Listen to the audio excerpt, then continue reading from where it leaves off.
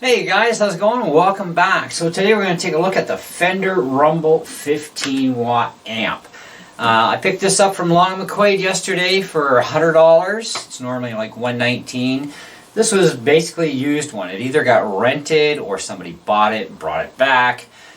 Who knows? I don't really care. It's like not even a scratch mark on it anywhere. So anyway, I was out looking for a bass amp because obviously I have a bass again. I had an Ibanez Lefty, which was a really nice bass. However, being a full-scale length bass, frets are further apart, and my fingers just won't stretch. So I got rid of that bass, and I ended up getting this one from a buddy of mine, and it's right-handed. It's an SG bass, and Epiphone. And so we converted it from right to left, okay? So it's just a matter of swapping the strings around, swapping the saddle positions, and of course re-intonating. I still have to reverse the wires on the volume pot or totally disable it and just put a kill switch in there. So it's either on wide open or off, because I don't play with my volume control anyway. I don't need to, not for the stuff I do. I do have to get some thinner strings though. These are the strings that he put on it, and they're a little heavy for me anyways. And it would actually sit better into the nut with a little bit thinner string on the E string. But basic 4-string bass, you know, E, A, D, G, no big deal. If you know how to play guitar and you also know your fretboard pretty good on guitar, going into a bass is like that easy. I mean, not entirely, okay? I mean, there's some things we gotta learn here, like, you know, you're doing more notations than you are chords, although there are chords for bass, right? But if you know your notes, I mean, here, you know, you've got a C, C sharp, B, you know, on your E, you've got E, F, F sharp, G, G sharp, A. Exactly the same way it would be on the first 4 top strings of your guitar. So E, A, D, G, simple. So you're down on the G, you want a G sharp, there's a G sharp here, right? So, and so on and so on and so on, right? And then you've got, you know, A here, and then you've got another A here. I actually got to put markers on this thing on the top because it's kind of like, ah, you know. So I'll figure out how to put some markers up. Maybe I'll just, you know, use some like nail polish or something that's white and just put little dots or something, right? But either way, I'll figure it out. But anyways, I was out looking for an amp. So there's a little bit of a story behind this that I'd like to tell you guys. Sometimes it pays to go to pawn shops, sometimes absolutely not. So I went to a pawn shop that we deal at a lot, and I saw a little tiny custom amp. It's about, you know, yay big. It's not very big, a little 4-inch speaker in it. And I'm like, and it's a bass amp, and it's like, that's pretty cool. 40 bucks, okay, not bad. Let's plug it in and see what it's like first. A little bit of static on the pots, and something was buzzing on the speaker. We're not sure if maybe somebody just, you know, drove the hell out of it, or if it was dust that got through the grill and onto the speaker, something I could clean up easy. But I thought, you know what, I might just take that risk. But, you know, so I told the guy, I says, I'll give you 30 bucks, you know, or do me for 40 bucks tax in, you know, if you won't go down lower. Well, he didn't want to do either. I'm like, really, come on, I mean, you're defeating the fact that you're about to make a sale. They probably only paid about 10 bucks for this amp, literally. We know how cheap pawn shops are, okay, and how much they don't give us. So anyway, he's coming up with this garbage excuse of, well, what happens at Christmas time if somebody wants a little bass amp and I don't have one? That could be 500 people that roll through your store. Hello, it doesn't matter. One person gets it. That's the way it goes. First person with cash gets the stuff. I mean, I don't know. So anyway, I asked to talk to the owner because I knew the last owner a little bit, you know. And no, he's apparently not there anymore. So there's another guy that's taken over. It's like, okay, he's not there either. Oh, you might want to come in next week. I don't have till next week. I got cash in my pocket right here, right now. You want it, or do you want to lose a sale? That's kind of my thinking, right? I didn't say that. You know, I wasn't like completely rude here. Anyways, he didn't want to make a deal, so I said fine. So I walked, went to another pawn shop, which we know, and we don't usually buy a lot from there because they're usually pretty high priced. And I found an even better amp. I thought, okay, plug her in. Let's see what it does. And it was same wattage, 10 watts, but going into a 6-inch speaker, bigger cab. Thought, okay, it's clean, it has zero problems with it. They want 60 bucks. You go any lower? No. What about tax in? No. And then he pulled the Christmas garbage on me. Really? You're serious here, right? I don't know. I don't get them that often. So? I mean, what's it matter? You want to sell it now, or do you want to just keep it forever?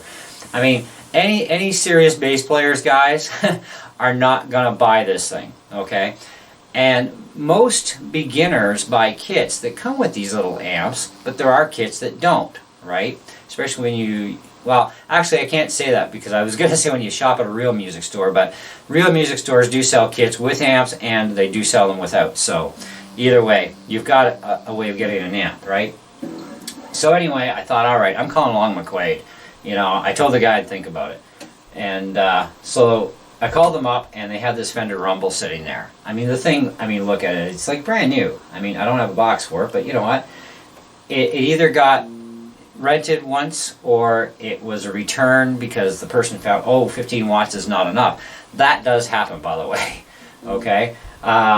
Anyway, so I thought, well, all right, 100 bucks. What's the retail? Well, $119.99. So I'm saving like $20, right? And the tax is on 20, right? So I only paid 100 bucks plus tax, and I got the performance warranty on it, and you might as well call it brand new, really. I mean, honestly, there's not even a mark anywhere. The person probably had it for like one day and thought, nope, this is not going to work for me. So anyways, this is what they call the version 3 Fender Rumble 15.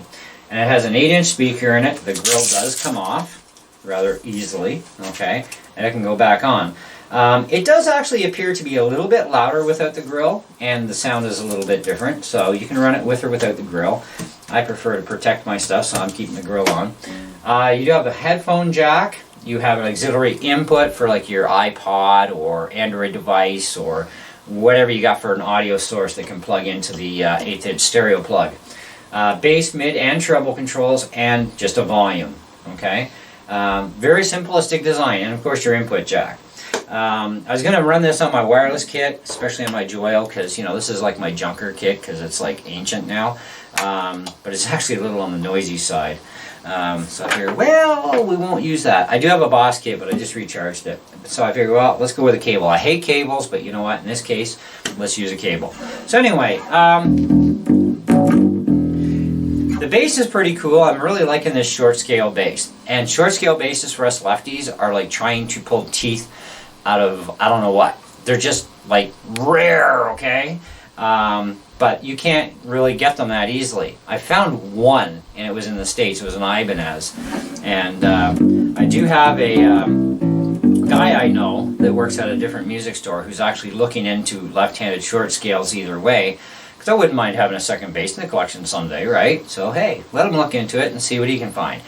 Ibanez has one, but Long mcquade, even though they're an Ibanez dealer, for some reason can't get this thing in. I don't know why. But it's only about 200 bucks in the States. I could have ordered it, but then by the time you get $200 in there, plus the duty fees, plus the Canadian to US dollar difference and all that other junk, it's like, let's pull a Jimi Hendrix. Why not? I've done it before, right? So my buddy had this short scale bass, which is an Epiphone SG style. I can't remember the model on it. I don't even know where it's marked. Oh, it's back here somewhere. Anyway, not really important what model the bass is, but it's nice. It's short scale. I can stretch my fingers. I had an Ibanez lefty before when they were actually making lefties in long scale for us. Actually, I think they still are. It's the short scale that Ibanez has a hard time getting into our country for some reason. But my fingers can't stretch very far, so I had gotten rid of my long scale Ibanez bass, although I really liked it. I tried my hardest to work on it, and I just can't get my fingers to go because the fret spacing is a lot more on a long scale. So the short scale, even for my hand, and I don't have small fingers, but small enough, I guess, long scale I suck at. So I figured, well, this I can reach, no problem.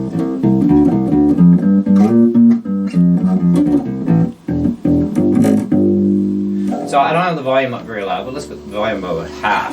Okay, so 12 o'clock.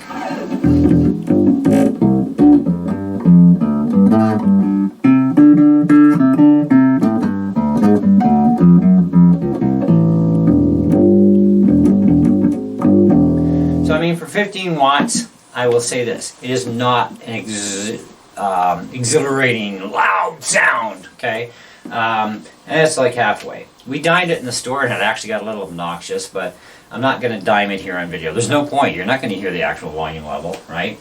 But I'll burn it up a little bit more. So let's go like 1 o'clock on the dial.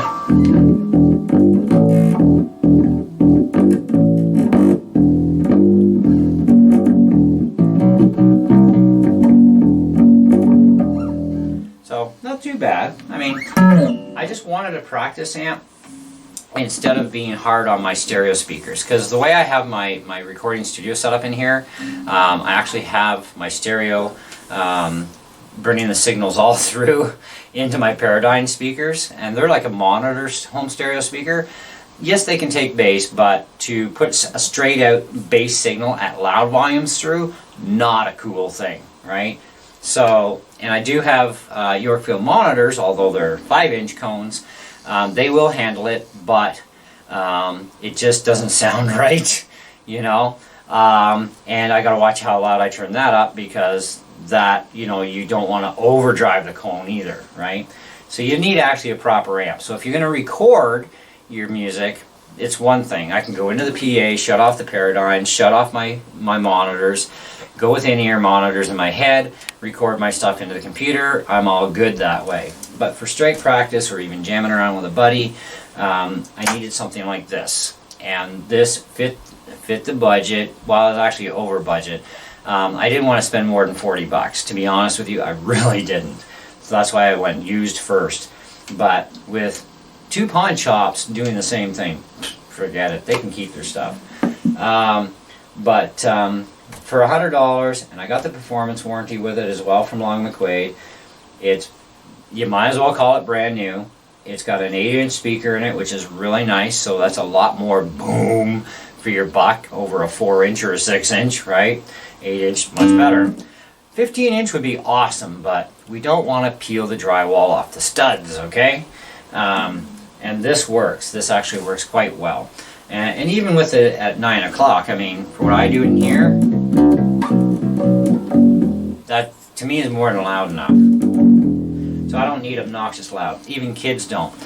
So if you're looking at, you know, you're going to buy your kid a bass guitar and an amp for Christmas this year, okay, let's example, or any year following, you can usually get bass guitar kits rather cheap, especially for starter packages, and they come with amps usually. They're a little crummy amp, but sometimes you get a little bit better quality amp sometimes. But there's also the thing of, some people also just go out and buy a bass, and they buy a separate amp because they want something decent, for themselves or the person they're getting it for. And I would probably say for a good little practice amp in the house or apartment setting, right? Because in apartments, you sometimes got to really watch things because your neighbors aren't always, headbangers, right? So you have to kind of be careful with the noise level. And something like this, even having it off the floor, reduces floor noise. Now, I don't have to worry about that because I have a concrete floor under my feet, but I put it up on this just for the video so you get a better view of it. And I can also hear it better at a higher elevation. So an amp stand is definitely in order. It would work perfect. And I actually checked this against my amp stand that my Katana's on, and it'll actually fit that amp stand perfect. So if I want to keep it out of the way, I might think about getting an amp stand. Because I do actually need an amp stand even for my orange amp. But anyways, bass, mid, and treble controls, they lock at 12 o'clock, so there's like a middle stopper spot on this thing. So it's like, yep, they're definitely all at 12, because if you need them all at 12, they'll all lock in position. You can increase your bass, of course, or take a lot of that away. Add more mids, more treble, less treble. Let's kill off the mid and the treble. Just bass, bass.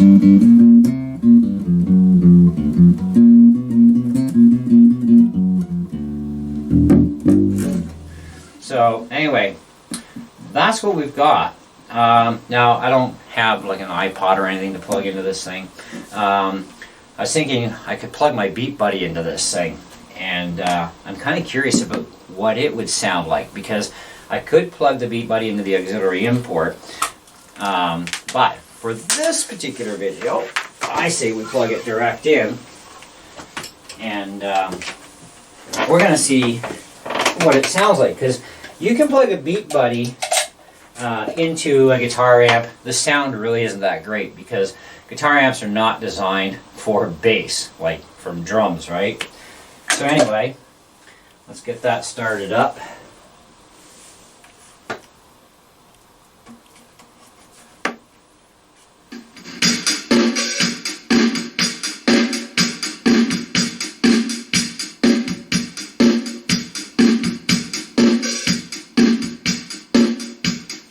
So you could jam along with the drums, but you'd have to plug it into your auxiliary port, not direct in, right? Because you got to put your bass in here, right? I mean, that's not a bad sound. You know, it's not the best, but it's not bad.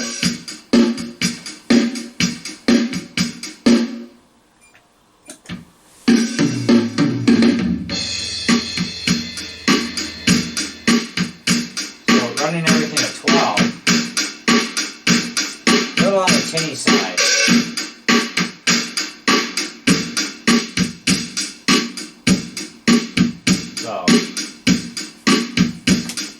There's your experiment for you. So yes, you could plug your BeatBuddy in through the auxiliary import. But nonetheless, I think that overall it's a really great amp. I'm happy with it, you know. It works well, suits my needs and purposes. Now, if I want to go another route where I can still, well, just even using these controls to control what I need, and I want to have effects going through here, I could go through the headphone out direct into my mixing board. So then this way I still get my main effects going in. If I want to use any bass effects, then go out to there. Now I'm going to cut off the sound obviously in here when I go through the headphones, but I can re-output that signal through my in-ear monitor system or wherever I want. So that's another advantage. But anyway, I think that for the money it is definitely worth it.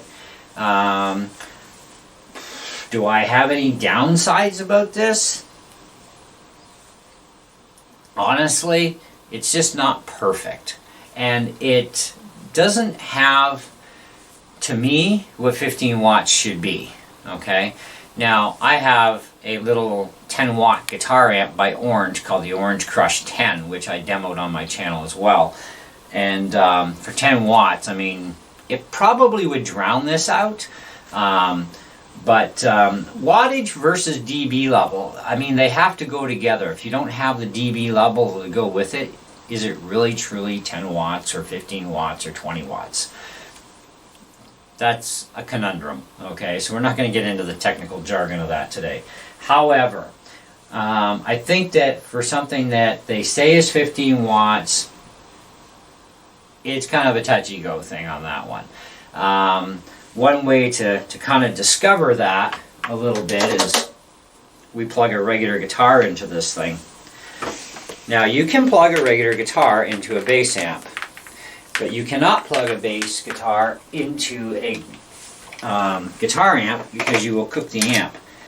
But in this case, you won't cause any harm at all. Now, the control is right at 9 o'clock.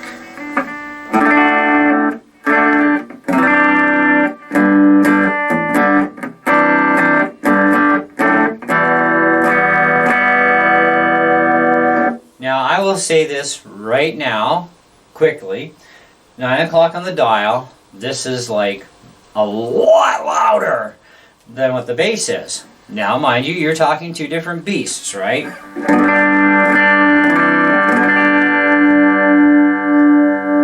So I'm sure you got a general idea what that sound is like. Okay, so let's just go back to the bass guitar.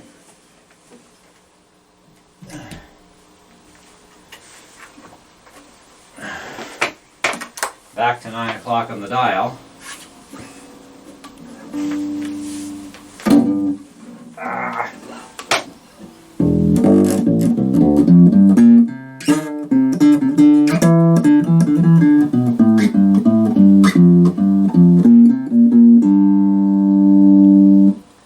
my ears, I would say that a regular guitar is probably about twice as loud, maybe just a hitch more than what the bass would be on the same amp.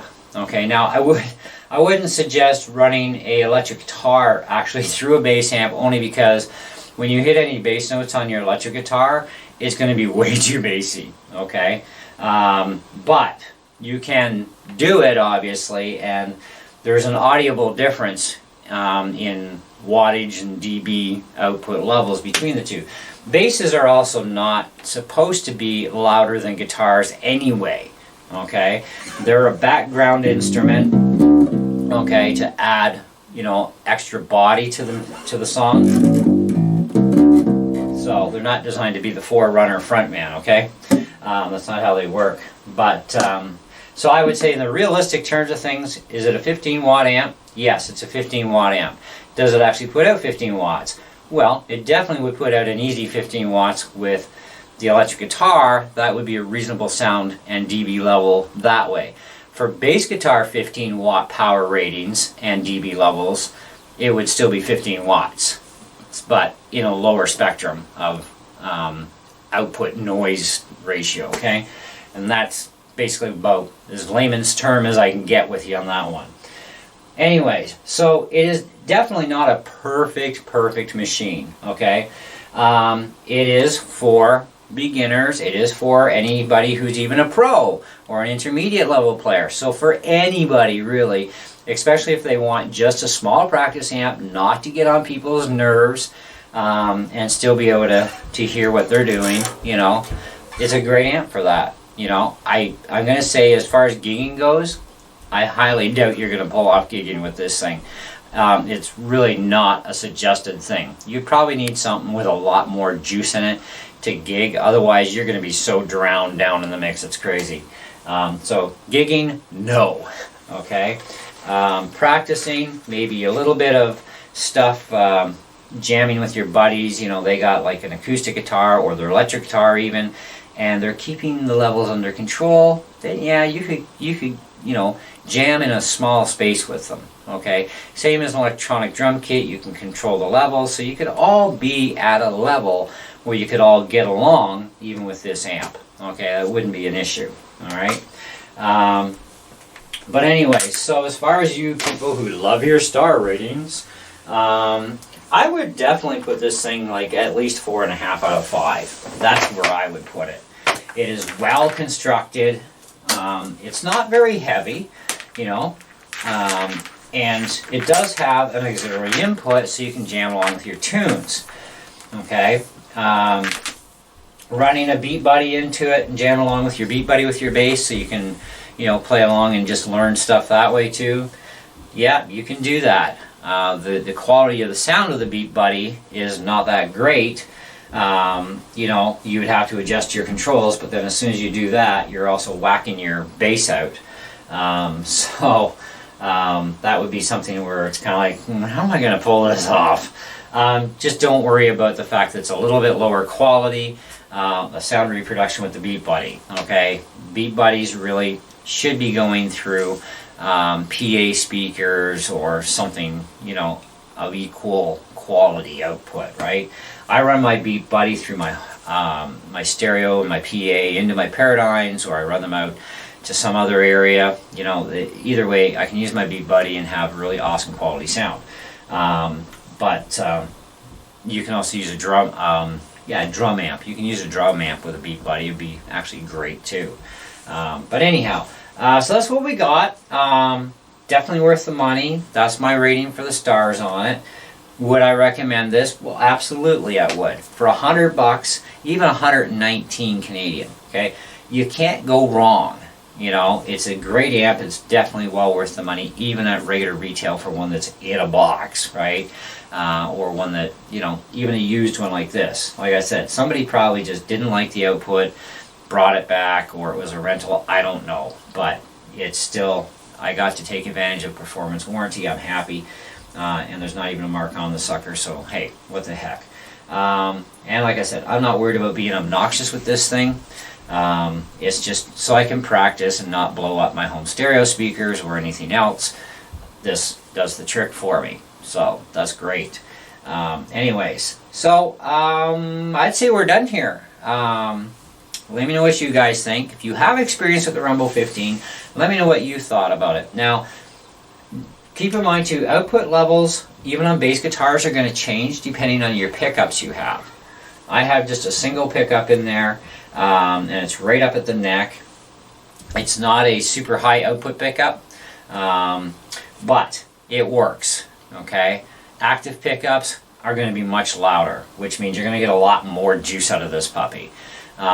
You know, so that's another consideration to take into effect. Just because you didn't hear this thing, you know, or see it vibrating the walls off, doesn't mean anything. That has to do with the pickup. It has nothing to do with the amp there. And of course, with the guitar going direct in, that's a huge difference, right? You've heard that different increase even at the exact same level on the volume. So, you know, it is actually a 15 watt amp. It will put out 15 watts, and be really loud and obnoxious, but you gotta have the right bass for that. The bass I used at Long McQuade had, I think, dual hums in it, where this thing, I'm not entirely sure what it has in it.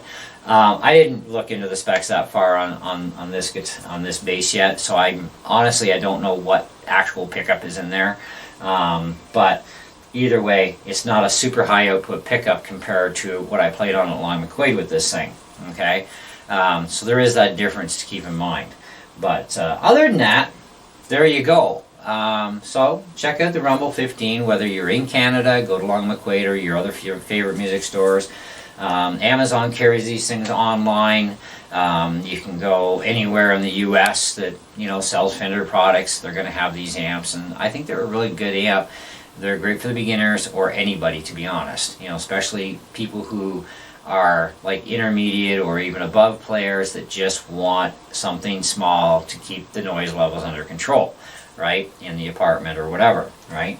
But definitely a great beginner amp too, even just for the noobs, right? So there you go. Anyways, thanks for watching, guys. Hope you enjoyed the video, although it's a little bit long, I'm sorry. But I wanted to go through a few other things to test with this amp, just so that you get a more in-depth idea of what it is actually about. Okay, and what it can do, really. Anyways, I'm out of here, so see you later, and thanks for watching, and we'll catch you on the next video. See ya.